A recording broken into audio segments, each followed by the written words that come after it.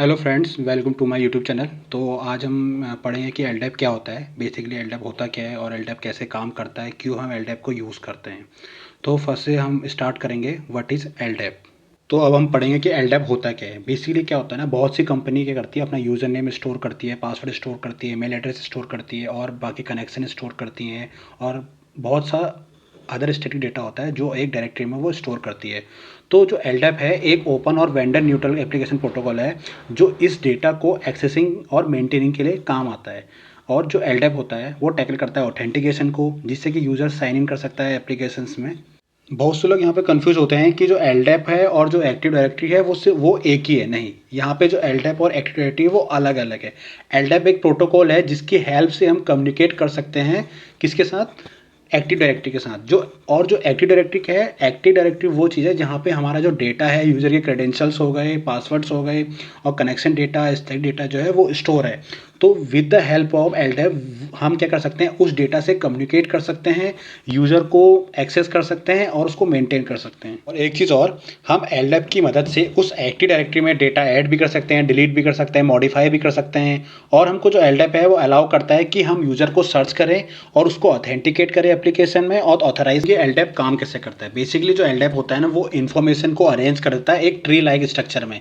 और जो each piece of data होता है उसकी मतलब एज अ एंट्री होता है। एंट्री मीन्स उसमें एट्रीब्यूट्स होते हैं लाइक नेम, नेम, यूज़र का फ़ोन नंबर, यूज़र का ईमेल, जो हर एक एंट्री डिस्क्राइब करती है।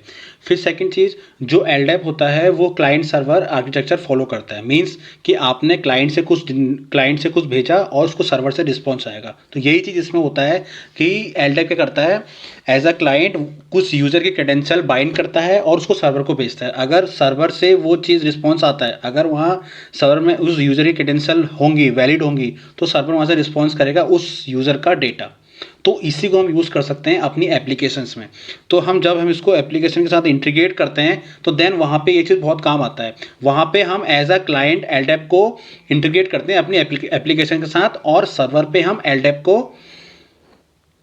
अप करते हैं। तो उससे क्या होता है, जब भी हम रिक्वेस्ट भेजते हैं क्लाइंट टू सर्वर, तो वहाँ से अगर यूज़र होगा तो वहाँ से वो यूज़र को एज अ रिस्पॉन्स भेजेगा क्लाइंट को, अगर नहीं होगा तो नल रिस्पॉन्स में भेजेगा।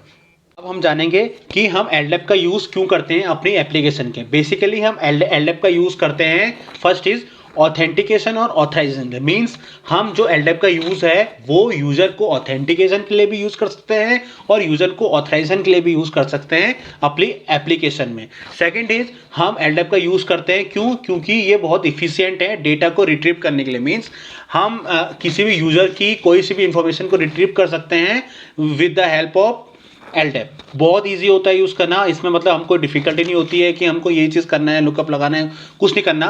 हमको बस यूज़र के क्रेडेंशियल डालना है, जो चीज़ चाहिए वो सब हमको ये ला के दे देगा सर्वर साइड से। देन जो एलडैप होता है बहुत स्केलेबल होता है। हम इस मतलब मीन्स हम किसी भी ऑर्गेनाइजेशन, छोटी ऑर्गेनाइजेशन हो या बड़ी ऑर्गेनाइजेशन हो, हम इसको ईजिली यूज़ कर सकते हैं किसी के साथ भी।